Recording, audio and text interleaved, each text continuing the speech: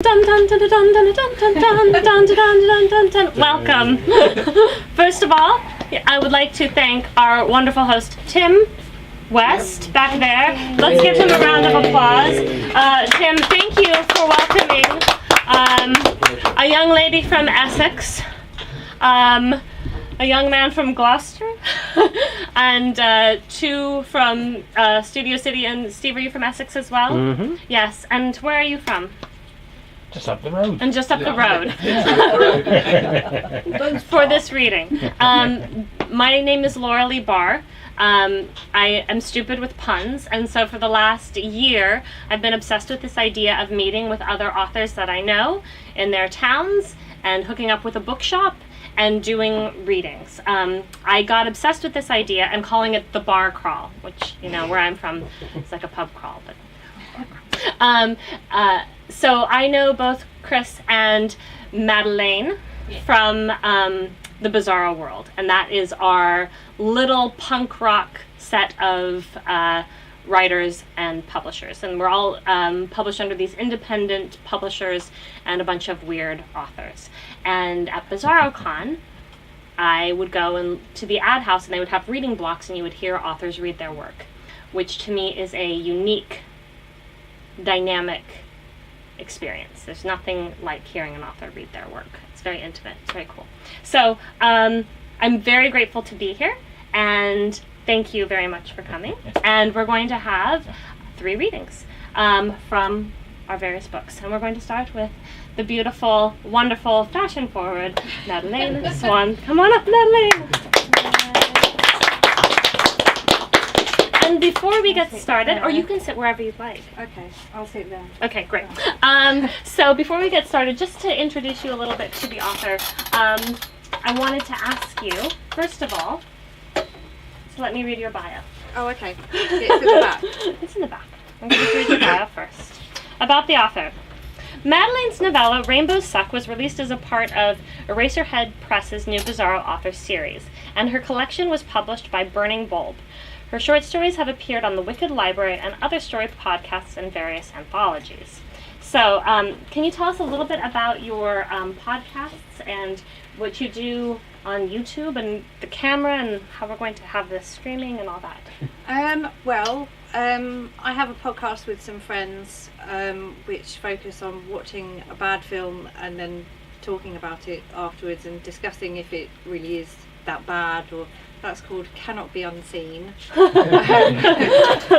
And another podcast with my friend Steve called Bizarro, where we talk about art on the stranger side of things, or just general things. Yeah. Yes, that's our podcast. And Steve is right there. Hello, Steve. Thank you. So what is it about being a writer that really excites you? What is exciting to you about being an author? Well, I think for me it's imagining myself doing exciting, fun things, or imagining worlds which I would never get to go to, and I don't have to leave my house, which is a real plus for me. So. What authors have changed the way that you've viewed the world? I actually, the first one that sprang into my head then was Haruki Murakami, because I was at college when I read a book of his short stories, and it really challenged my brain. And I remember I didn't like it at first because it was very strange to me, and then I thought about it loads and came back to it. So probably him. Fantastic. Yeah. What are you going to read for us? I've got a novella which is published with Strange House Books, called 4 Rooms in a Semi-Detached House. Fantastic. Okay. Without any further ado. Okay.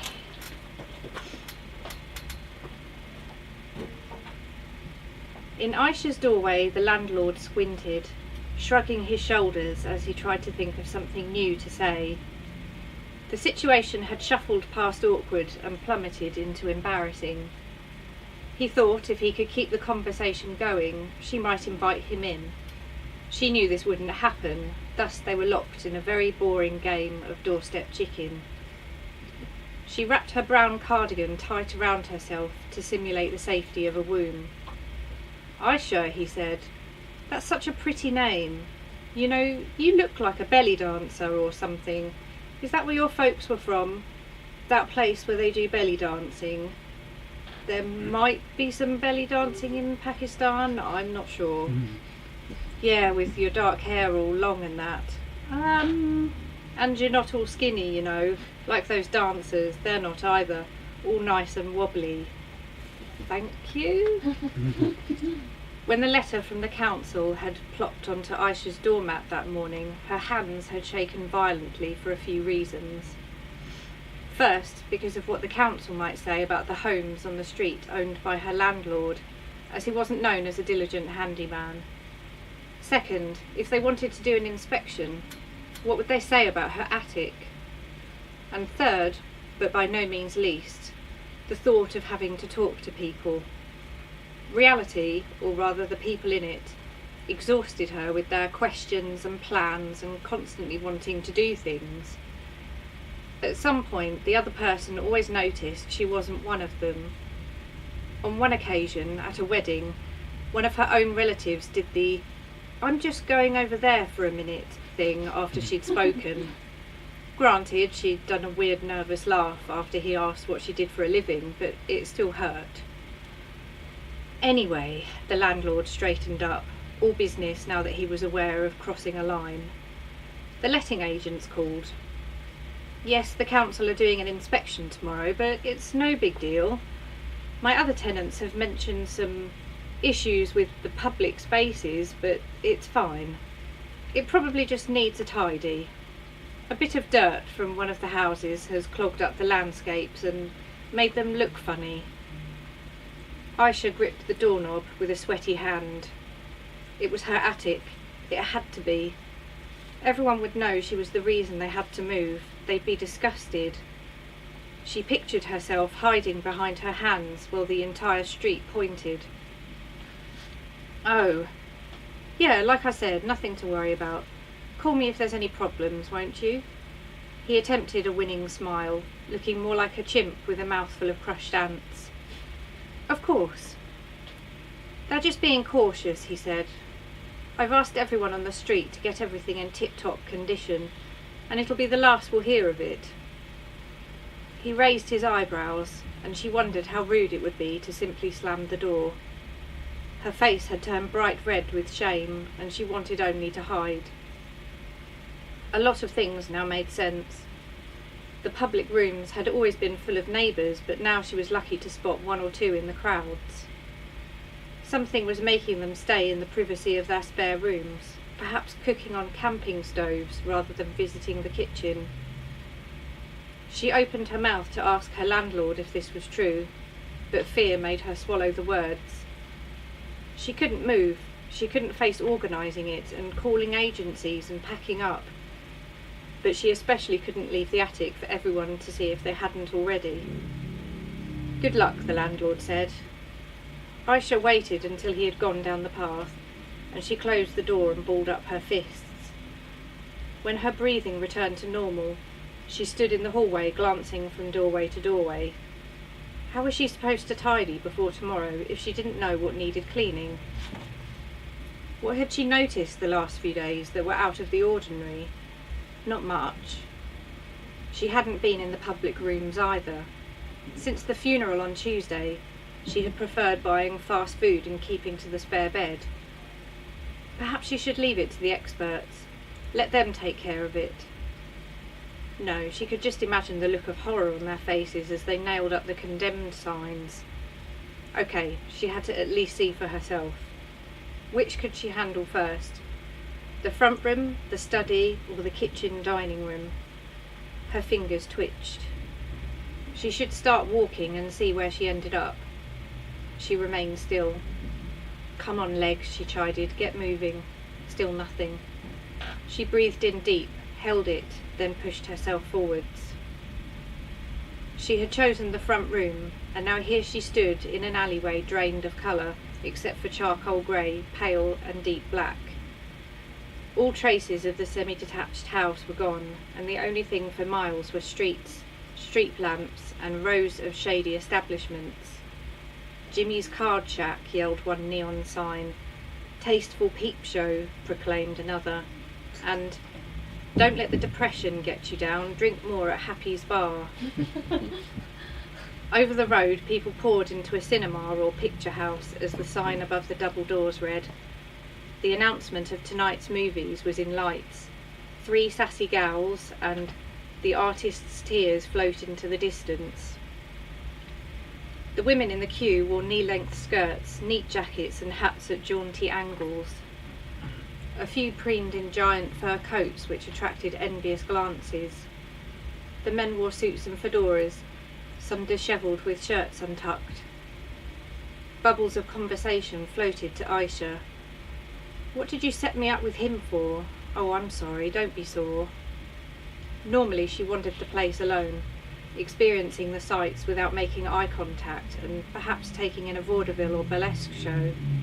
The thought of conversing with this crowd, any crowd after the funeral, made her feel as though tiny men were peeling off her skin with miniature spoons. But she knew that at some point tonight she'd have to. Just smile and be friendly. People are nothing to be scared of, her grandmother had always told her. She shooed the memory away. It was too soon. Aisha checked behind her. The doorway leading to her hall was now a bar filled with faces that had seen too many disappointments. The way back to her semi-detached house was through the ladies' bathroom in the bar. She paused. Couldn't she just go back now and move somewhere else? How was a person supposed to clean up a landscape that may or may not be real? With metaphors or an actual broom? A metaphorical broom? Should she just make sweeping motions with her arms? How would a person know they were doing the right bit? She pictured one of her real-world neighbours strolling past and seeing her humming a tune while sweeping the air with nothing. She headed for the picture house. Aisha pushed through the turnstile and into the syrupy scent of popcorn and candy floss. She noticed the teenager clumsily filling cardboard containers from the wheeled popcorn maker and joined the end of the queue. By the time she reached him, he seemed so pleased to be down to his last customer that he greeted her like an old friend. Aisha smiled, the pressure of responsibility squeezing her throat. "Hi, I was wondering, is everything here okay?" His smile faded. "Huh? Is everything here running smoothly? Did I do something wrong?" "No," Aisha frowned. "Why did this sort of thing always happen? Other people made themselves perfectly clear without terrifying everyone. Just checking. I just work here. Would you like some popcorn? Can I speak to the manager? Oh boy." He blushed a deep grey, darting off to fetch a man with a pencil moustache and perfectly side-parted hair. "I'm terribly sorry, madam." He pressed his hands together, perhaps praying for her to leave. "Is there a problem?" Aisha's bones melted with embarrassment. "Is everything all right?" The manager blinked. "I'm afraid I don't quite follow. You know, the place. Is it running smoothly?" "Madam, I can assure you," he said, piqued. "Incidents such as yesterday are rare. In fact, it's never happened before. This is a well-run—" "What happened?" "Nothing." His left eye twitched. "I'm here to help." "I can assure you," he said, lowering his voice, "we do not need help. Now, if you'll excuse me..." Okay, that's what to do.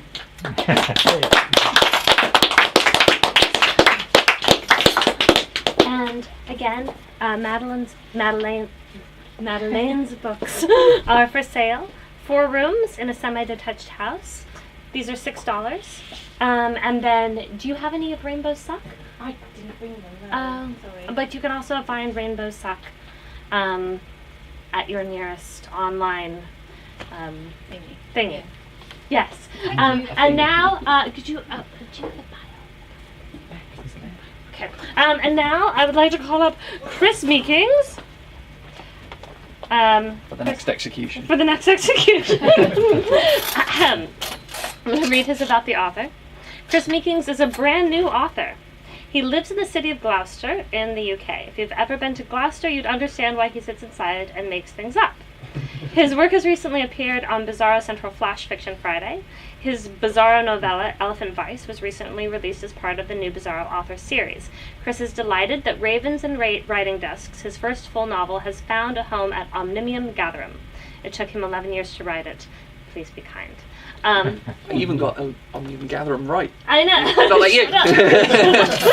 I had the opportunity to read this before it was published. It is fantastic work, and I'm very proud to get to introduce Chris Meekings. But I have a question for you. Go on then. Okay, so what is it about this work that made you keep going for 11 years? What was the inspiration that kept you time after time returning to it? Probably the character, actually. Probably the actual main character, Lucy, and Conscience as well. Mm-hmm. They were just such fun to write that I just carried on doing it, because you must know that when you do writing and stuff like that, you quite often start something and then you just let it go and it's not very interesting. But this book kept being interesting. I kept wanting to get to the end of it, and that was why it kept going. I guess tenacity. One of the things that I found very compelling about it is that it brought together a lot of different mythologies. It brought together a lot of different stories in a way that's kind of similar to, let's say, the Dark Tower, or similar to a lot of the workings that, like, Wizard of Oz, or like it has all of these things that it draws upon. In a way, it also has a dreamlike, almost Lynchian way in which it tells its story, and it gives you this sort of like options of different ways to look at it. Yeah. What do you think about the difference between belief, how you believe something and how that shapes your reality, versus fact? Do you think that there's a big, like, what is belief and fact in terms of creating fiction? Well, in terms of creating fiction, I think it's interesting that actually we're going to go political here. Great. That right now we're in that sort of bit where a lot of people are believing things that are not necessarily true, and they're making decisions on them. Yeah. And so the way that I've been talking about it in Ravens and Writing Desks, it's interesting to see that it's actually become real, as it were. Yeah. That a lot of people are now, like during the referendum, we had the "we're bored of facts" kind of bit, and it's like, probably shouldn't be, but and again with Trump, you run into this problem of people make up their own reality, and it doesn't necessarily mesh with what everyone else is seeing. And then so that's in there. I'm prescient. It's a like hyper reality, right? Like this idea that we've become so mediated in terms of how we perceive things, that the way in which we decide to frame something becomes what is true. And it's your book definitely grapples with that in a very interesting way. So what are you going to read for us? I am going to read a bit out of it. It's about halfway through, so don't worry if you don't understand. Fantastic. Thank you. The forest gradually turned into fields of oilseed rape and corn as Talbot and Lucy walked the stone-cobbled road. Most of the morning they picked their way along a dirt path. Even so, as lunchtime approached, the woods died away to luteous fields of crops bounded by large hedgerows. Then the trail turned from dirt to stone. The stones became more regular, and as they continued along, they were on a brick highway. The hot air was thick with the smell of honey from the rape and of ripe corn. Lucy could almost listen to the corn crackling as it fattened and see the honey scent of the rape on the summer air. The sun beat down relentlessly as they strode along the road, causing damp patches to appear under her arms and in the small of her back where the rucksack rubbed. She had to admit the walk was invigorating. The blood pumped through her legs, giving her muscles life and strength. The beat filled her ears. It formed a steady counterpoint to the coercion spell which continually pulsed in her chest. The sun was out, the birds were chirping, the road was straight and easy to walk along, and life, in the main, was good. Rosy even. All in all, everything was perfect. But Lucy wasn't happy at all. Not one little bit. Someone was messing with the story again. She could sense it. The road was too straight, the sun too bright, the way too easy, and what was worse, she was fighting the urge to sing. She was sure that the clanking pots attached to her rucksack formed a song. The fawn's hoof steps also clopped out a beat, and she could hear it. It was insistent. Bang, crash, tinkle, tinkle, bang, crash, clop, clop, bang, crash, tinkle, tinkle, bang, crash, clop. She refused to be used in such a way by the author, or whoever was doing it. She was not a natural singer. Never was, never would be. Even at school, she'd only mouthed the hymns. Talbot was whistling in time with the clanking pans. I'm not going to sing, she thought. Conscience started to hum. I'm still not going to sing, she insisted. She was fighting the urge with gritted teeth. Like a junkie, she could feel the song beneath her skin. It had to be sung. It wanted to be sung. It needed to be sung. A bee flew past her ear. The buzzing of its diaphanous wings was in time with everything else.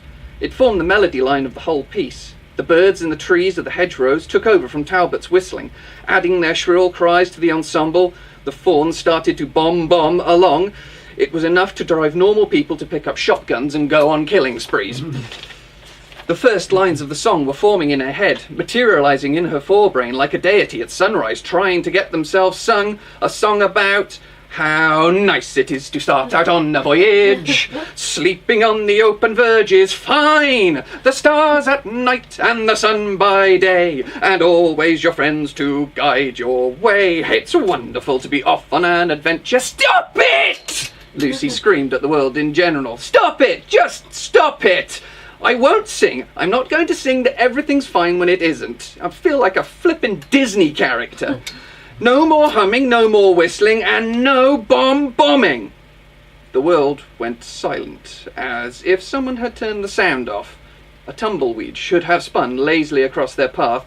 Luckily that didn't happen. She didn't quite know what she would have done if it had. They continued on in heavy silence. Even the pots on her backpack made no noise. The wind whipped through the fields and brought back the unmistakable aroma of fattening corn and rabbits with myxomatosis. The sun continued to beat down on them in a relentless way. The bees continued to buzz fat on the breeze, although now out of rhythm. Then, up ahead of them, a roadside bush giggled. Lucy glared at it darkly. Another bush further down the road shifted, as if someone crouching behind it became stiff and moved. How far have we come? Lucy asked. About 8 miles, Talbot said. How far was it to the land of the Snippets and Nids? About 8 miles, said Talbot, and stepped forward. The cobblestone under his hoof slid downwards, and a large sign swung from a branch overhanging the road. Its gentle arc brought it straight into contact with Talbot's temple. He fell and cried out in pain and surprise. A small tear of blood ran down his forehead. The sign swung momentarily in the breeze, then it lit up like cheap Christmas tree lights. Fireflies danced inside small glass tubes, sparking in sequence to illuminate the message, "Welcome to the land of the Snippets and Nids, mercenaries required." Below it, it read, "Please pick a side." Streamers and confetti shot out from 2 poles concealed by the roadway. The soft summer wind caught the bits of multicoloured paper and promptly blew them away over the fields. From somewhere distant, a Hammond organ played merry-go-round music. It looped on the wind. All the bushes along the roadway giggled and shook as if Talbot being hit in the head was the funniest thing in the whole world. Lucy sighed. This was going to be annoying. She hadn't held much hope. It was the land of the Snippets and Nids, after all. Those stupid names were far too cutesy and just invited annoyance. They were pointless Disney names. These creatures were not going to help her with the quest. She pulled the fawn to his feet. Blood dribbled down from his forehead in a small tear in his scalp. It wasn't deep, but it would bleed for a while. She ducked low under the hanging sign, stepped out onto the road, and as her foot touched the first brick, the thing she dreaded the most happened. It turned yellow. Then the next one turned yellow, and the next, and the next. The wave cascaded through the bricks as they extended to the horizon. The whole horrifying nightmare stretched out in front of her, laying bare in all its glory a yellow brick road. The bushes were virtually being pulled out of the ground from the shaking they received. Lucy could hear the high-pitched giggles of the little cutesy things as they chortled at their own jokes. She could see them in her mind's eye, short munchkin things, all dressed in brightly coloured tabards, all laughing and being merry and having a really good time for no reason. It was mindless, it was puerile, it was infuriating. The rage began to grow. The restless lion in her stirred again. It was rage at these things, infuriating things that stood in her way. They would slow her down, preventing the quest from continuing, stopping her from getting home. Lucy. Conscience's voice cut through her anger like an ice shower. Lucy, you need to calm down, or you'll use the spell again. But these things, they're in our way. You can't kill them, he said, calmly. Remember what happened to the starlings? You're not a person who can kill. It's one of the reasons I like you so much. You're a good person. You know you don't want to do this. You have to keep your cool. You're powerful now, and there are consequences to your power. Try not to think of them as things. They're alive, and they don't deserve to be killed just for existing. Remember the starlings. All right, she thought, calmer now as the spell subsided inside her, submerging below her chest to growl in her stomach. She sensed it prowling around like a caged beast. It wanted to get out, but she would not let it. Conscience was right. She couldn't just fly off the handle whenever the mood took her. She had to learn to control herself. All right, I won't use the spell. Still, they annoy me, and I can shout at them. Joshua laid the walls of Jericho low with trumpets. Let's see if shouting works as well. Listen here, she bellowed at the bushes. The first thing that jumps out at us and wishes us welcome to Munchkin Town or Snippetville or Nid City is going to be drop-kicked over the rainbow. Got it? The bushes stopped shaking, and the giggling died away. A sullen silence sunk over the yellow brick road, like a rain cloud at a picnic. Good, she said, as a malicious smile crossed her face. Talbot took his hand away from his head. Fresh blood blotted his palm, but the bleeding seemed to be easing. He looked at her with a sideways grin. Drop-kicked over the rainbow? He asked. I'd have done it too, she confirmed, as seriously as she could manage. I'm proud of you, said Conscience. She gave an inward beam. The travellers walked down the yellow brick road. Lucy, despite her foul mood, fought an urge to link arms with Talbot and start skipping. She really hated it when the author messed with the story like that, but she'd show him. She was not for pushing around, not Lucy Alice Zara Gale. Meanie, said one bush as they passed. She ignored it.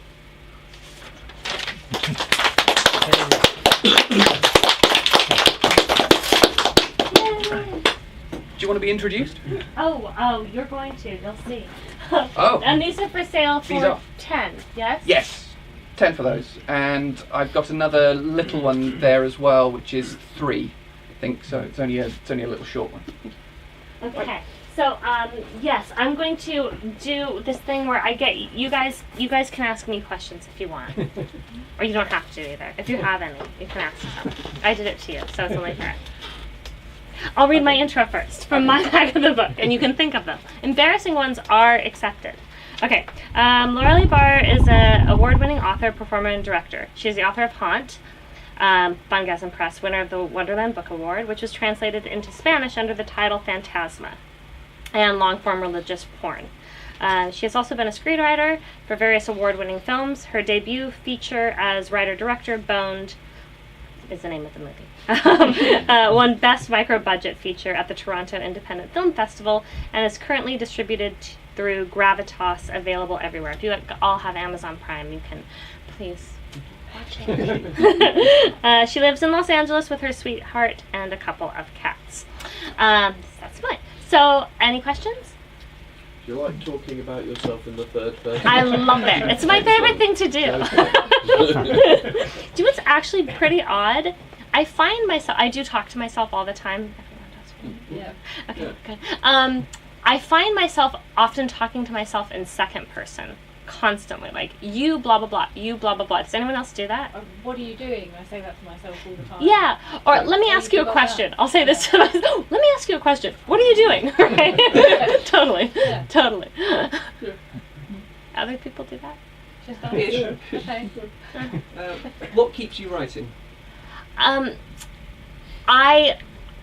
love writing. Ever since I can remember being a child before I learned to read and being so frustrated that I couldn't read yet because it was like everything was there to make sense out of. I just hadn't learned to do it yet. So as soon as I started reading, I loved the idea of writing. I set up a little office in a closet when I was about 6 years old.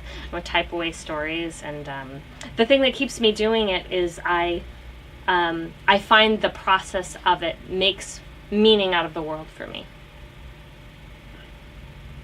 Sweet.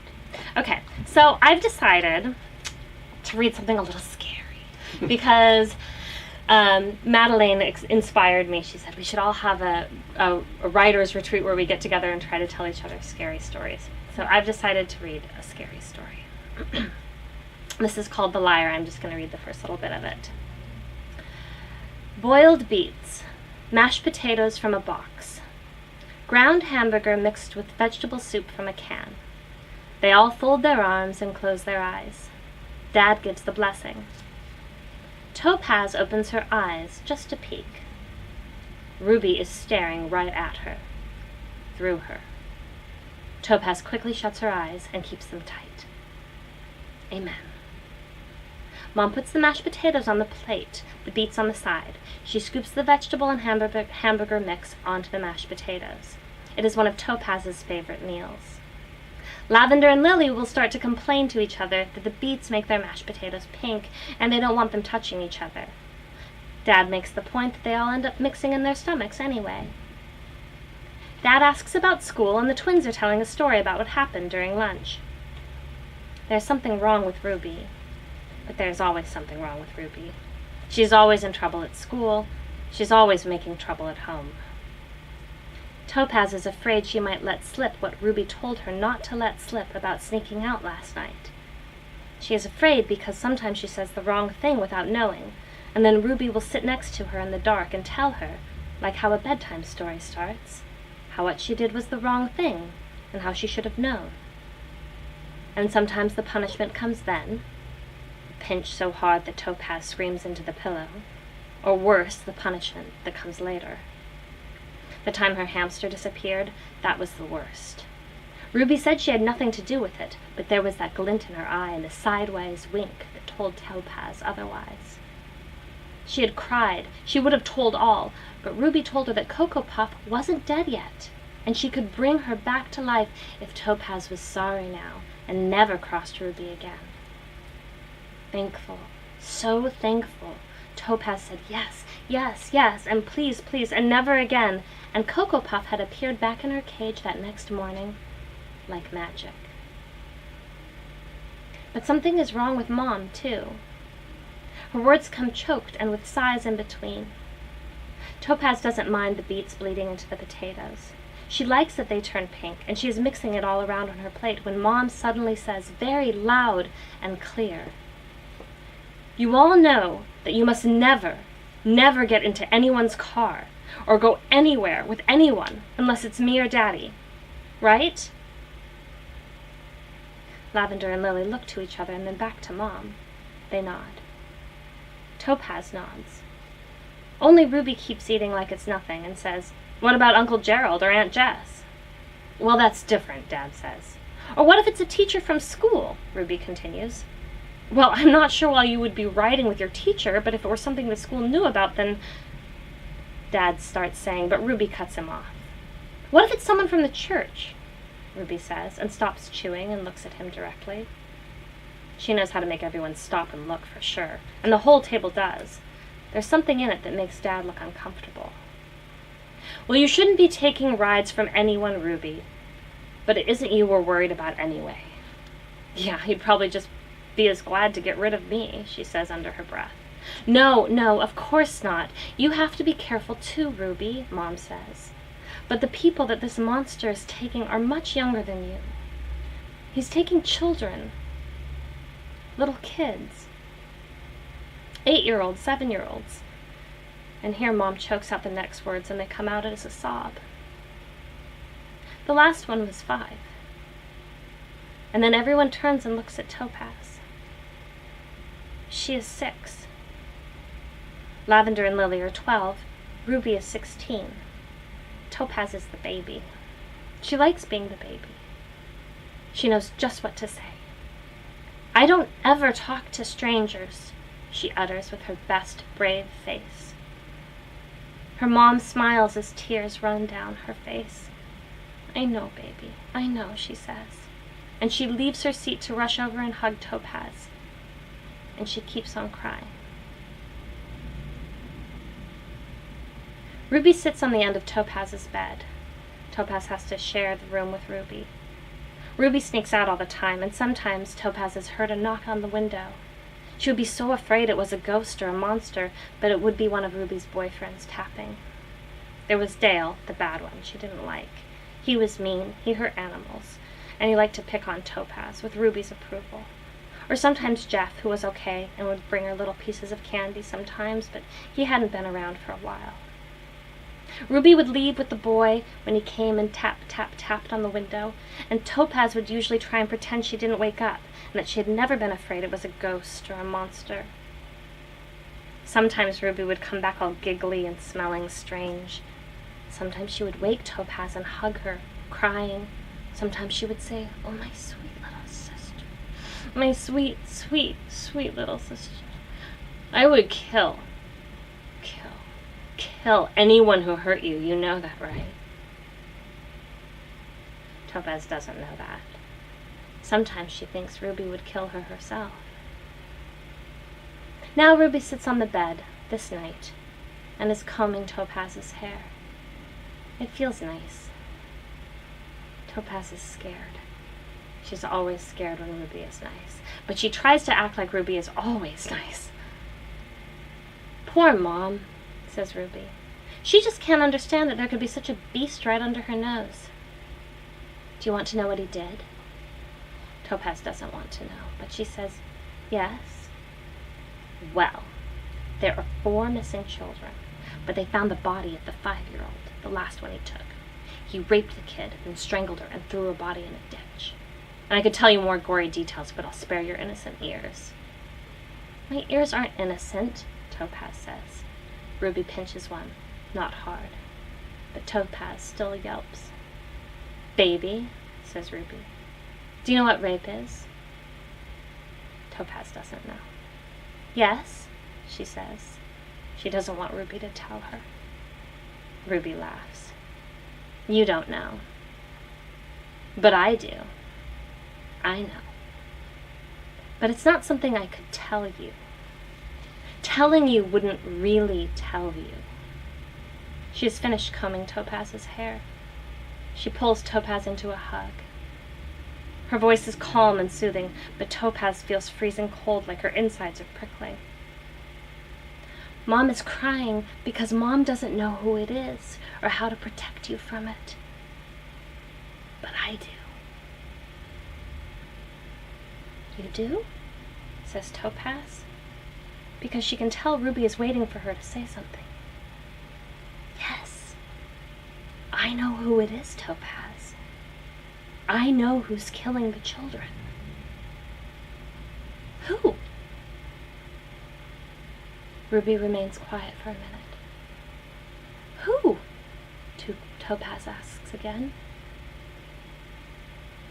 "Do you want to see? He's in the basement."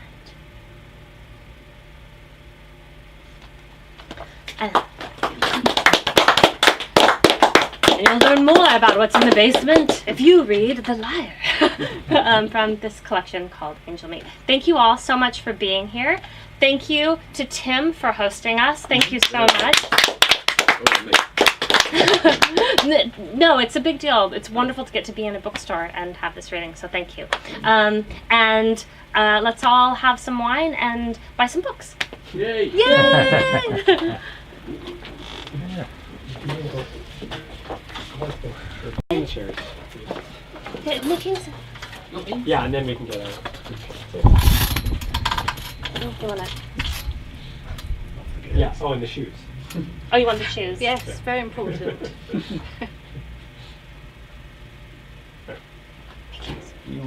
Yes. Yay! Yay! Isn't it metal? Isn't it so cool? I know. He's crouching. No, just express who you are. Nice. Sweet. Yay! Oop.